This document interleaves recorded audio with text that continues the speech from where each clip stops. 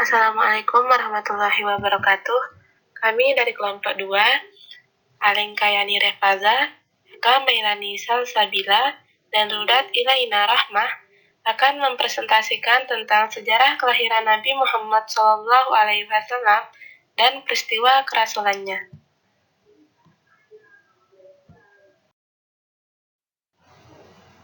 Yang pertama yaitu sejarah kelahiran Rasulullah SAW.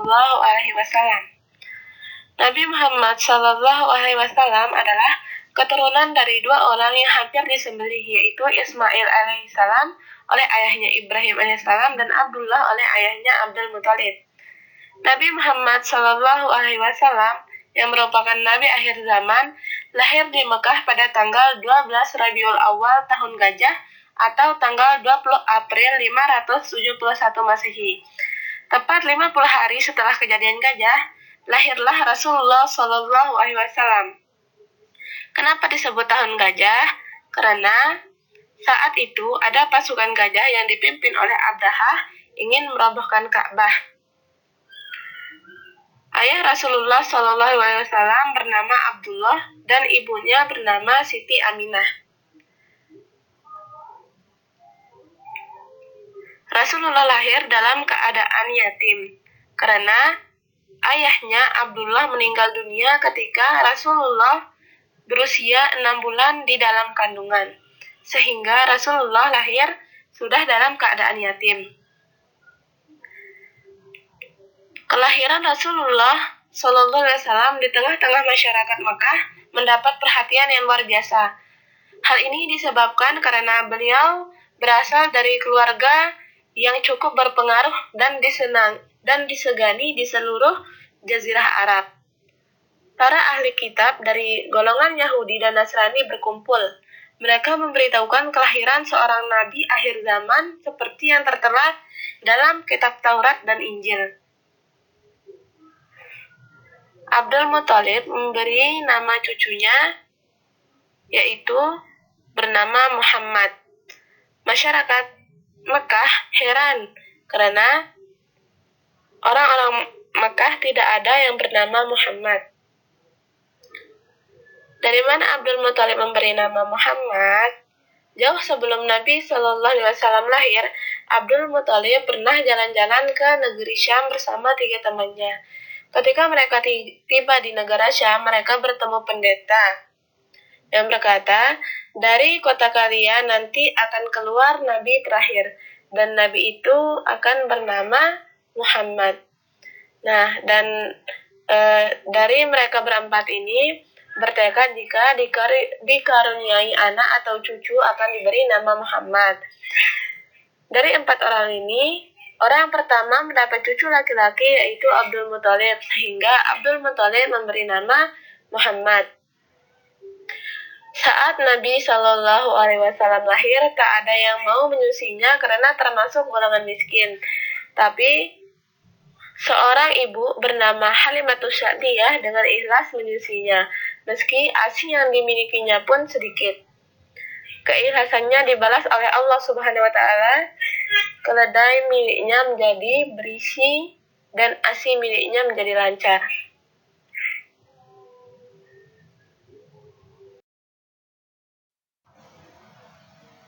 Kelahiran Nabi Muhammad SAW ditandai dengan banyaknya peristiwa yang luar biasa sebagai tanda keistimewaan beliau. Berikut beberapa peristiwa luar biasa menjelang kelahiran Nabi Muhammad SAW. Yang pertama, saat Siti Aminah mengandung Rasulullah SAW, Siti Aminah bermimpi saat hamil besar bahwa ia melihat bayi yang ada dalam kandungannya menyebarkan cahaya yang menyebar dalam permukaan bumi. Yang kedua, terlihatnya bintang Ahmad. Apa itu bintang Ahmad? Orang-orang Yahudi yang ada di Madinah itu meyakini jika Nabi terakhir yang mereka tunggu di Madinah keluar, akan kelihatan bintang yang mereka istilahkan bintang Ahmad. Dan mereka mengukir bintang itu sesuai dengan keterangan dalam kitab Taurat. Yang ketiga, Saat Siti Aminah melahirkan Rasulullah SAW, Siti Aminah tidak merasa kesakitan. Yang keempat, pada saat lahir, Nabi Muhammad SAW mengangkat kepalanya ke langit seakan-akan sedang berdoa kepada Allah Subhanahu wa Ta'ala.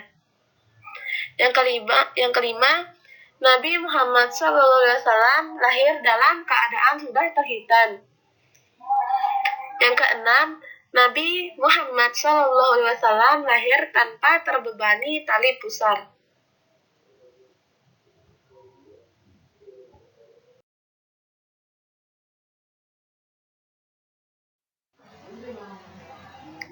Yang ketujuh, hancurnya istana singgasana Raja Persia dan robohnya 14 terasnya tanpa sebab rusak semua. Yang kedelapan, padamnya api yang disembah kaum Majusi. Api yang disembah di beberapa titik di Persia, walaupun dinyalakan, tetap tidak bisa menyala. Karena setiap api yang dinyalakan untuk disembah, maka api itu akan padam. Yang kesembilan, hanyutnya air Sungai Sawa. Nah, Sungai Sawa ini sama dengan Sungai Gangga di India. Mereka, orang-orang Persia, meyakini bahwa Sungai Sawa ini adalah sesuatu yang luar biasa yang dianggap suci. Dan ketika ada orang mati, abunya akan dibuang ke sungai tersebut. Sehingga ketika Nabi Muhammad SAW lahir, sungai tersebut kering tanpa sisa. Yang terakhir yaitu kondisi udara di kota Mekah pada waktu siang hari terasa sejuk dan pada waktu malam menjelang terang benderang. Selanjutnya akan disampaikan oleh Rudat Ilaina Rahmah. Baik, selanjutnya saya, Rudat Ilaina Rahmah, akan melanjutkan materi yang telah disampaikan oleh Saudari Alin, yaitu poin A, kondisi masyarakat Arab menjelang kerasulan Nabi Muhammad Sallallahu Alaihi Wasallam. Pada masa sebelum Nabi Muhammad Sallallahu Alaihi Wasallam menjadi Rasul, masyarakat Mekah mengalami kemunduran akidah. Mereka tergolong masyarakat jahiliyah atau masyarakat yang bodoh. Namun, kebodohan tersebut tidak berada pada wilayah keterampilan dan pengetahuan, sebab masyarakat Mekah hebat dalam bidang sastra dan termasuk pengrajin seni patung yang terkenal di Jazirah Arab. Kebodohan masyarakat Mekah dikarenakan oleh dua hal. Pertama, akhlak yang rusak. Perilaku keseharian mereka senantiasa diliputi oleh penindasan terhadap kaum lemah, penganiayaan terhadap perempuan, senang bertengkar dan berperang, serta menyukai perjudian dan mabuk-mabukan. Bahkan, mereka tidak segan-segan membunuh anaknya sendiri jika terlahir perempuan. Kedua, akidah masyarakat Mekah jauh menyimpang dari ajaran Nabi Ibrahim dan Nabi Ismail, yaitu agama Tauhid. Sebagian besar penduduk Mekah menyembah patung berhala, padahal patung berhala tersebut adalah buatan mereka sendiri. Pada zaman dulu, bangsa Arab juga menganggap zina bukan perbuatan dosa. Kaum wanita dianggap tidak memiliki nilai, bahkan dianggap sebagai warisan, seperti harta benda lainnya. Puncak rusaknya moralitas bangsa Arab adalah menguburkan bayi perempuan hidup-hidup. Hal itu dilakukan karena merasa malu, takut miskin, dan kelaparan. Kondisi semacam itulah yang menyebabkan Nabi Muhammad Sallallahu Alaihi Wasallam gelisah dan bersedih terhadap kaumnya. Beliau menjadi sering menyendiri untuk merenungkan cara memperbaiki keadaan kaumnya.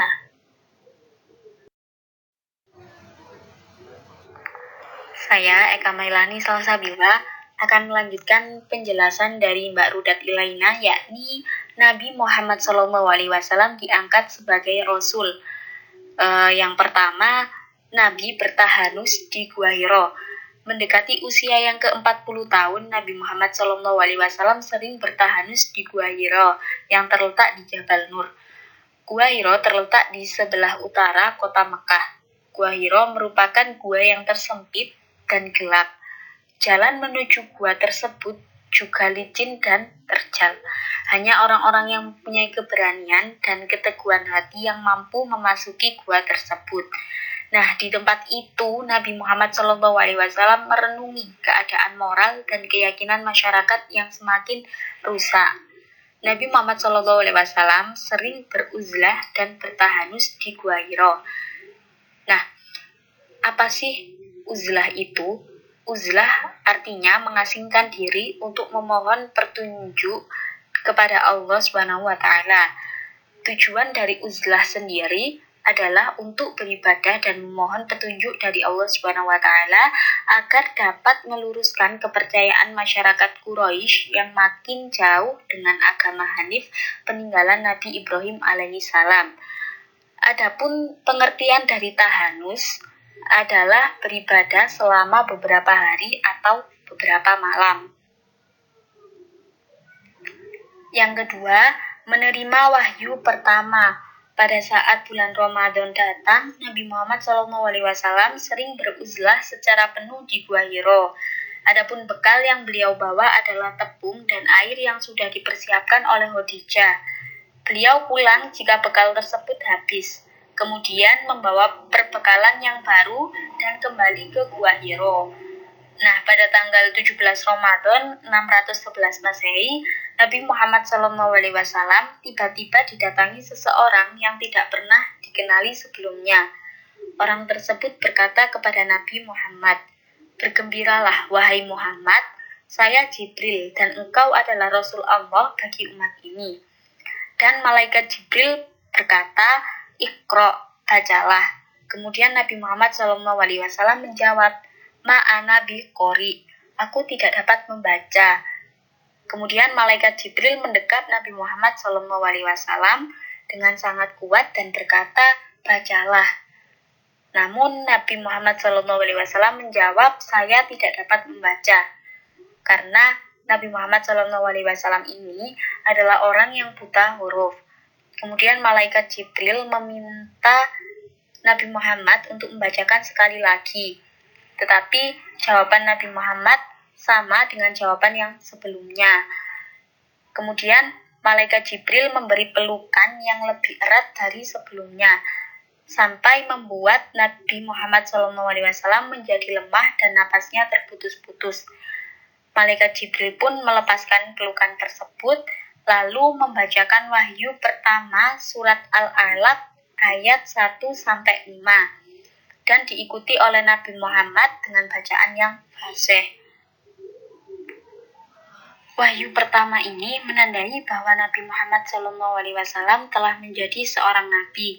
Sesaat setelah Nabi Muhammad SAW menerima wahyu, badan beliau menggigil karena takut dengan peristiwa yang baru saja dialaminya. Beliau pun langsung pulang dalam keadaan yang masih diliputi dengan ketakutan.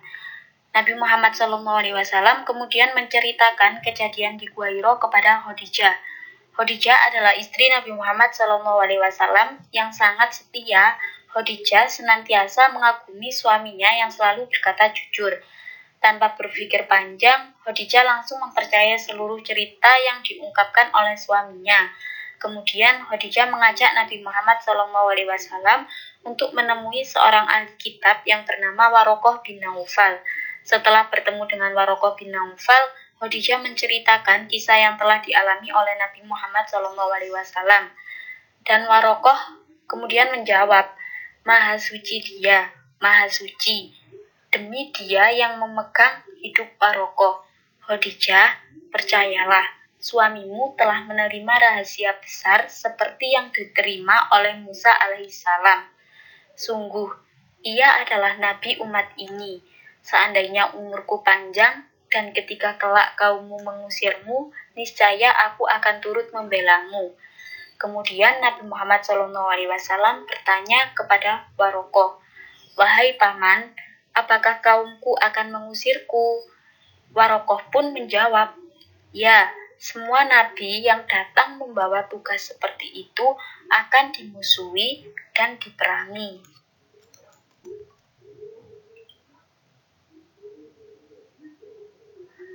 Kemudian yang ketiga, menerima wahyu kedua. Setelah wahyu pertama turun, Nabi Muhammad SAW terus-menerus mendatangi Gua Hiro untuk menerima wahyu. Nah, waktu kekosongan turunnya wahyu tersebut disebut Fatratul Wahyu, masa berselangnya wahyu. Namun, Malaikat Jibril tidak datang lagi beberapa lama. Hingga pada suatu saat, Malaikat Jibril mendatangi Nabi Muhammad SAW dengan menampakkan wujud aslinya. Malaikat Jibril duduk di kursi yang melayang antara bumi dan langit. Nabi Muhammad SAW berusaha mendekati Malaikat Jibril, akan tetapi selalu jatuh terjerambab. Nabi Muhammad SAW ketakutan lantas bergegas pulang ke rumah. Sesampainya di rumah, beliau menggigil dan minta diselimuti oleh Khadijah. Pada saat itu, Allah SWT menurunkan wahyu yang kedua melalui Malaikat Jibril, yaitu surat Al-Mudaththir ayat 1-7. Nah, turunnya wahyu yang kedua ini menandakan bahwa Nabi Muhammad SAW diangkat sebagai Rasul. Beliau ditugaskan untuk memberi peringatan dan menyampaikan ajaran Islam kepada umat manusia. Sekian dari saya, materi selanjutnya akan dilanjutkan oleh Mbak Rudat.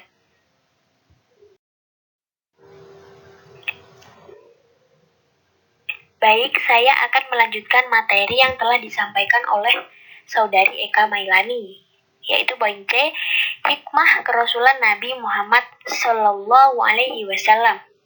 Kisah Nabi Muhammad SAW banyak mengandung hikmah dan pelajaran atau ibrah yang dapat dijadikan sebagai pegangan kaum muslim. Adapun hikmah yang dapat diambil adalah sebagai berikut. 1. Nabi Muhammad bertahanus sebelum menerima wahyu yang pertama. Hal ini menunjukkan perlunya menjauhkan diri dari perbuatan yang batil dan sia-sia. 2. Dalam wahyu yang pertama diperintahkan untuk membaca dengan menyebut nama Allah. Maka dapat diambil kesimpulan bahwa kita sebagai umat Islam haruslah mencari ilmu. Seseorang yang memiliki ilmu akan diangkat derajatnya oleh Allah Subhanahu wa Ta'ala.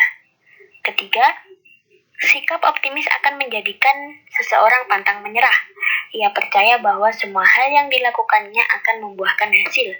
Nabi Muhammad SAW senantiasa mempercayai bahwa agama Islam adalah agama yang benar. Sekian yang bisa kami sampaikan, kurang lebihnya kami mohon maaf. Sekian, wassalamualaikum warahmatullahi wabarakatuh.